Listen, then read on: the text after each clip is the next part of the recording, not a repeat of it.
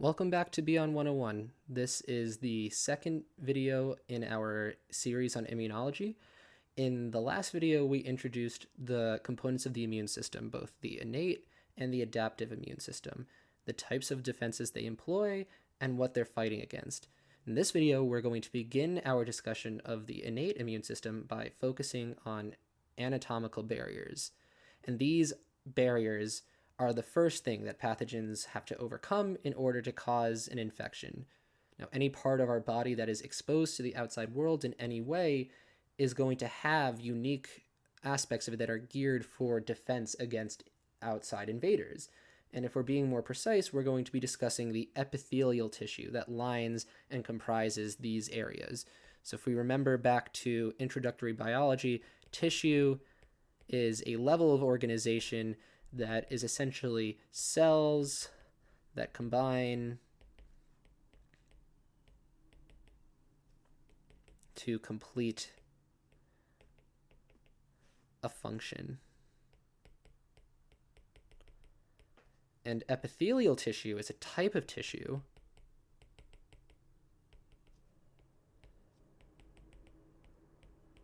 and this is going to be what lines the innards or the insides of organs,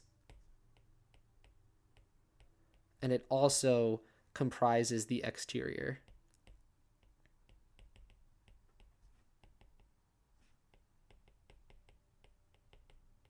Now, pertinent to us are going to be the parts of the epithelium, the epithelial tissue that is, again, in contact with the outside world, and that's going to be the skin, the lungs / respiratory system,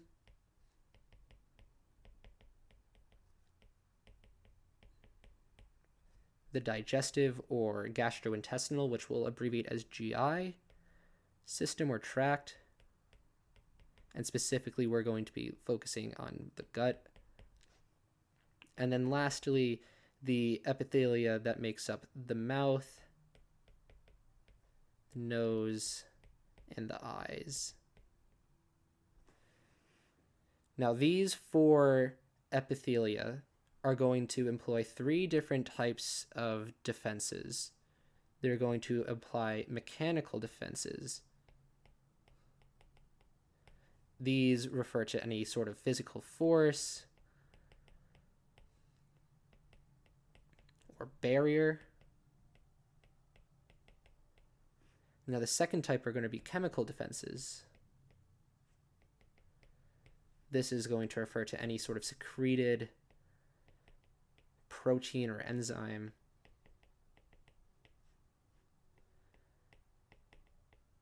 And the third, which is going to be the same among all of them, is going to be our microbial defenses. And when I say microbial, I'm referring to the non-pathogenic bacteria that's going to cover every single inch of these surfaces. And if we think back to episode 1 of the series, you remember that we refer to this as the human microbiome.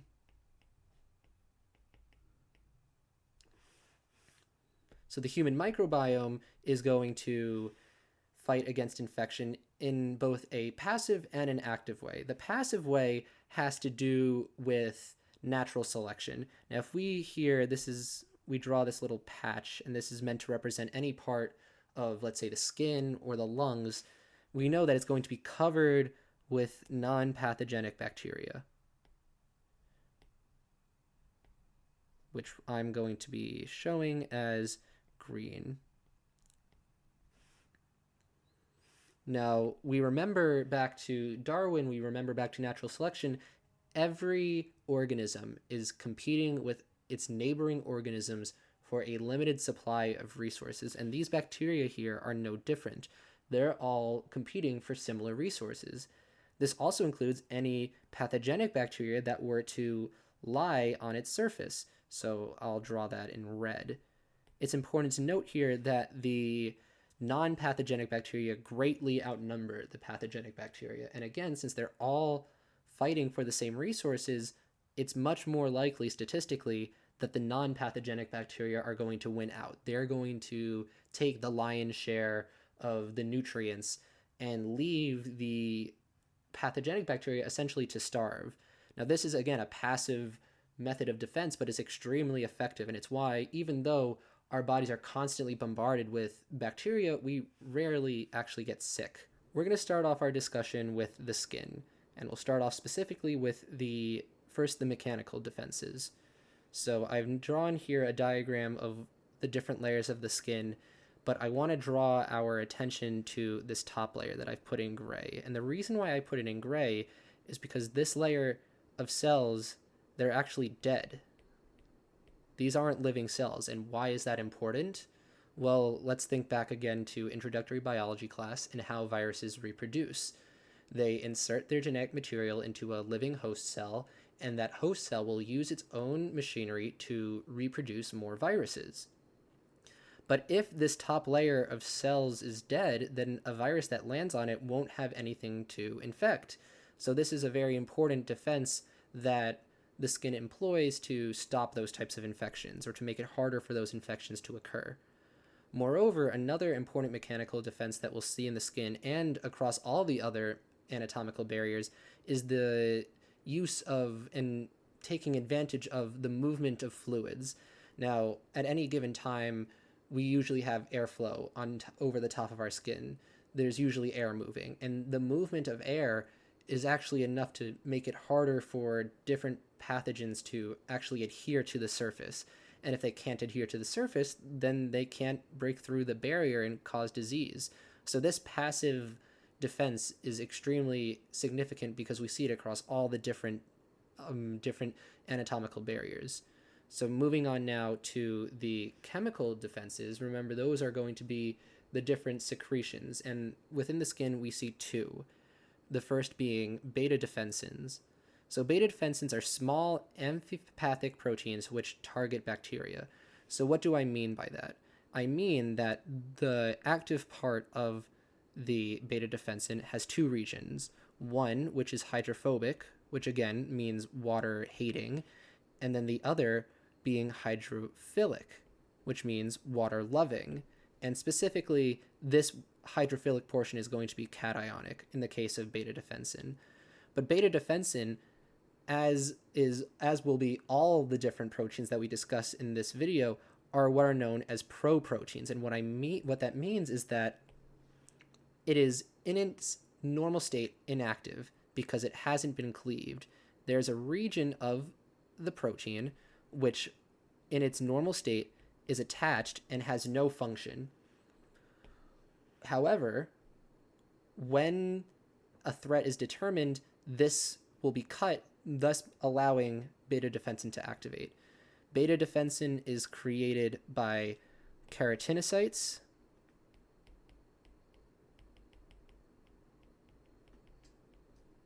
and they are stored in parts of the keratinocytes known as lamellar or lamellar bodies. Now, when the beta defensin gets activated, the pro section of it will get cut. And what that will allow for is for the hydrophobic portion of the beta defensin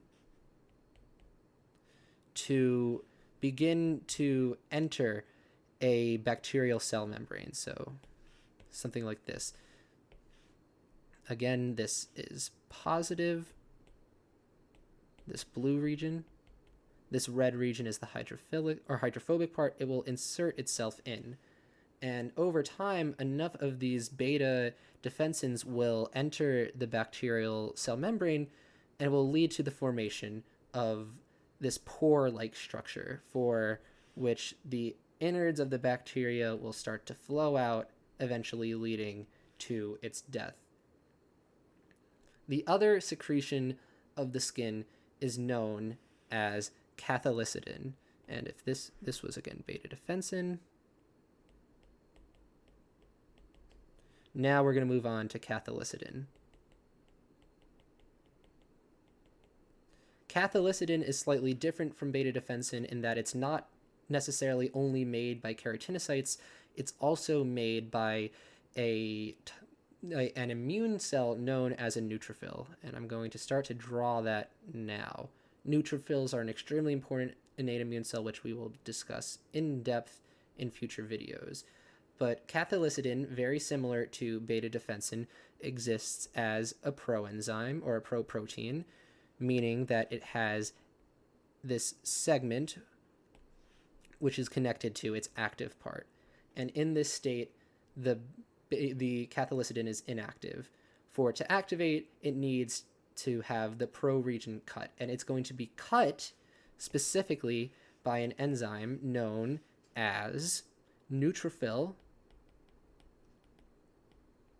elastase. Elastase.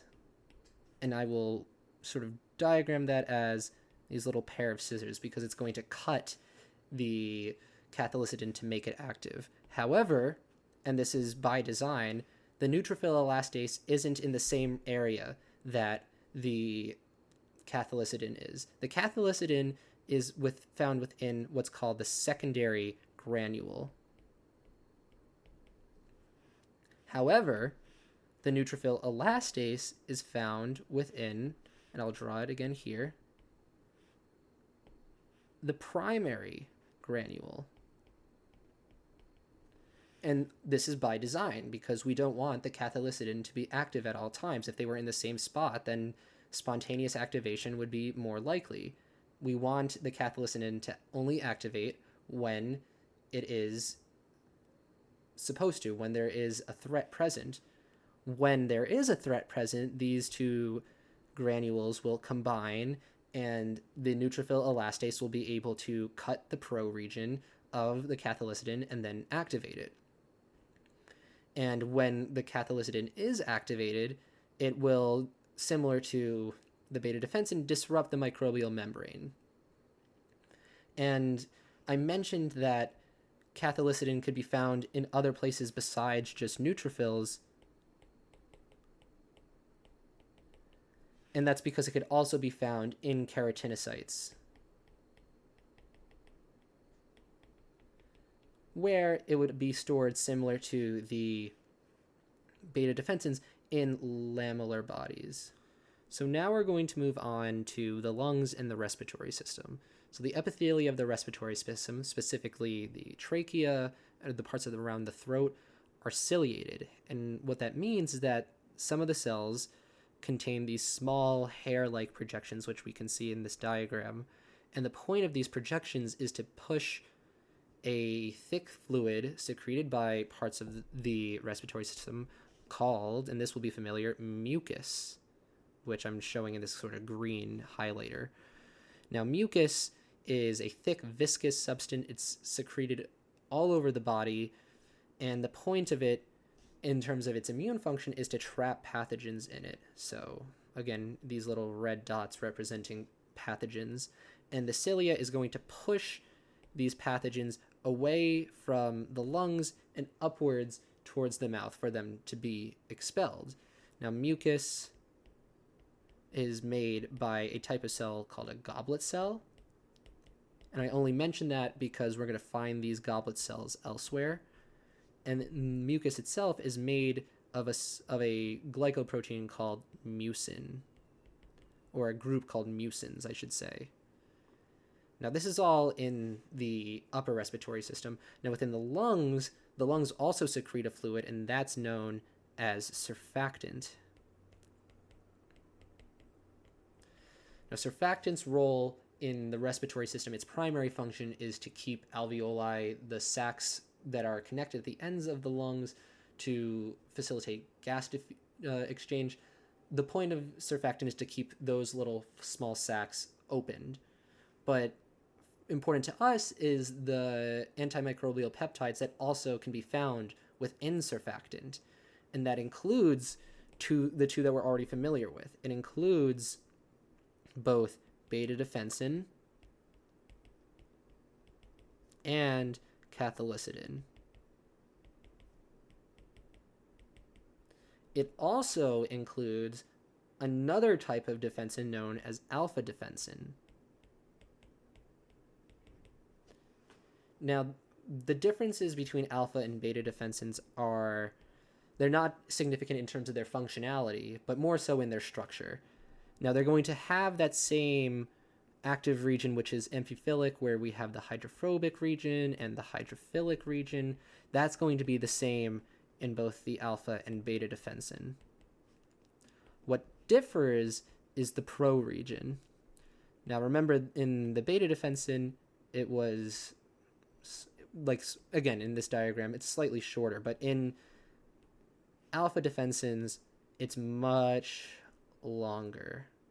This pro region is much longer. Again, remember that the pro region doesn't have any functionality. Here, we're just using it as a way to differentiate between what an alpha defensin and a beta defensin look like. These are, again, our chemical defenses. If we want to think about our mechanical defenses, the mucus is definitely one of them. And then as well, we have that movement of air. The inhalation and exhalation is going to make it harder for microbes to anchor themselves to that surface, very similar to what we saw in the skin. So moving on, we're going to discuss the digestive system, and we're going to zero in on the intestines or the gut. So the mechanical defenses used by the digestive system are very similar to what we see in the skin. Again, that being the movement of fluid. Now, in the intestines, that's going to be any digested pieces of food, plus any secretions by the pancreas or by the intestines itself. That fluid moving across the surface is going to make it harder for bacteria to and other pathogens to anchor themselves. Moreover, we should note the extreme ranges of pHs. Within the stomach, the pH can be as low as, it could be around 1.5, while in the intestine, the pH can be around as high as even 8.5, meaning that whatever pathogens enter through the digestive system, if they were to cause infections, they have to be able to survive these super extreme pHs, and not all bacteria, not all pathogens can do that. So moving on now to the chemical defenses, the small intestine is going to secrete a myriad of different antimicrobial peptides. And specifically, we're going to focus on a type of cell found within the small intestine known as Paneth cells. Paneth cells are going to be what secrete pretty much all of the antimicrobial peptides that we're going to be discussing. And the first one we're going to discuss is lysozyme. Now, lysozyme is an enzyme that specifically targets a component of bacterial cell walls known as peptidoglycan. And again, this is found in bacterial cell walls.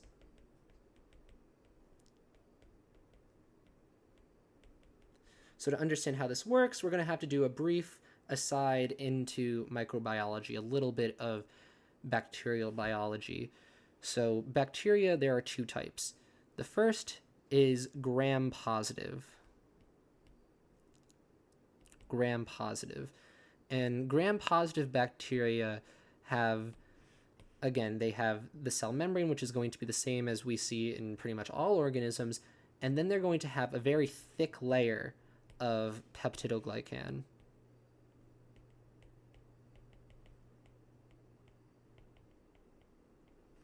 And what lysozyme will do is that it will cut the bonds that hold the peptidoglycan cell wall together, eventually leading it to dissolve, to fall apart, making the inner cell membrane more susceptible. And I bring this up because the other type of bacteria, gram-negative,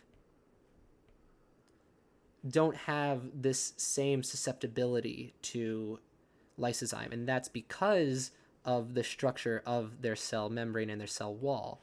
They still have the same cell membrane, but the cell wall is different. It lacks most of the peptidoglycan that we see in gram-positive. It's much thinner, and instead what we see is what's known as LPS, and that's going to rest on top LPS stands for lipopolysaccharide, and the reason why it's important is because it's a major marker for infection. If the body detects the presence of LPS, it's a big, alarm bell that there is a bacteria that shouldn't be present. So that's lysozyme. Now, the second main secretion of Paneth cells is known, and I'll put that back to white, is known as phospholipase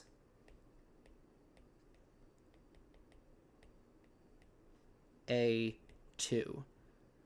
Phospholipase A2 has a slightly different mechanism of action, that being that it goes around the cell wall and goes straight for the cell membrane, and it will disrupt the phospholipids that make it up.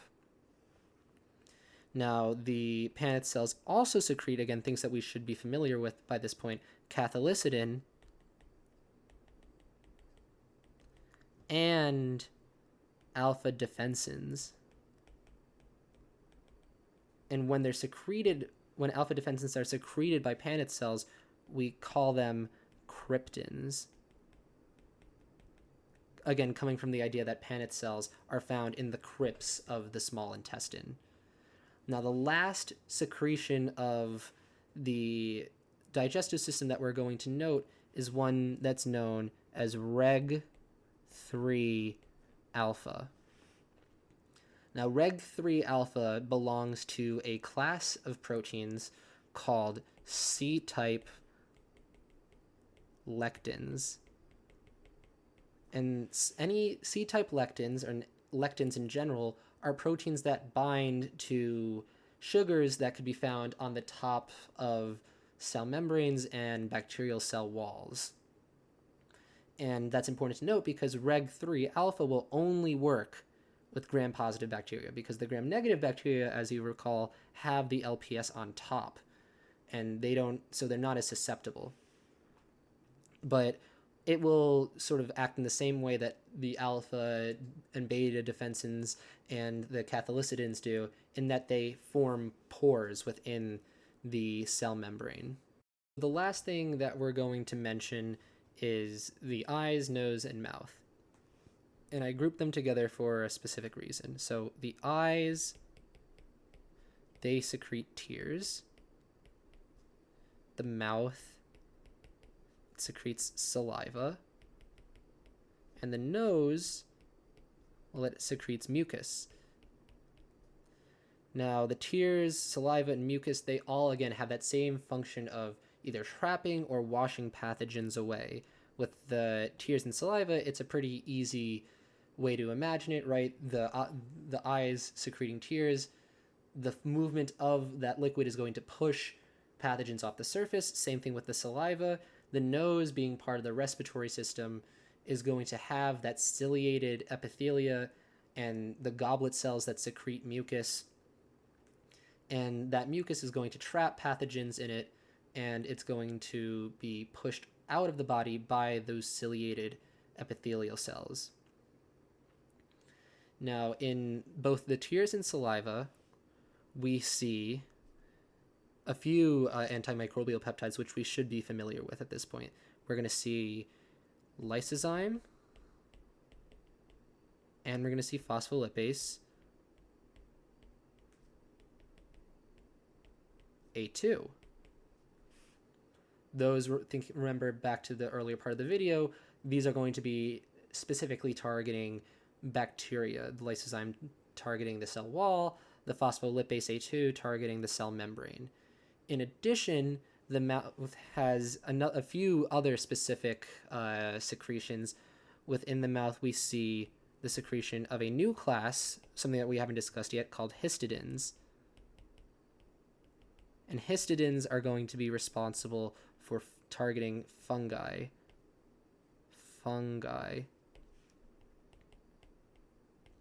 We don't really know the mechanism of action for this yet, but we know that histidins will target some aspect of the fungal cell membrane or cell wall perhaps, and prevent fungal infections within the mouth. It's also worth noting that cells in the tongue secrete, and something we should be familiar with, the tongue secretes beta defensins.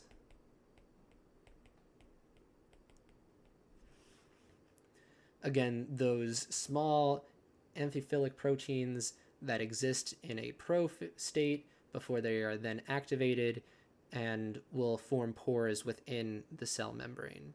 To end this video, let's summarize everything here in this table. We discussed the 4 major anatomical barriers: the skin, lungs, gut, and the eyes, mouth, and nose. And all 4 of these barriers employ both mechanical and chemical defenses against infection. The skin makes use of several layers of dead cells. Layers of dead cells. And these are specifically helpful for fighting against viral infections.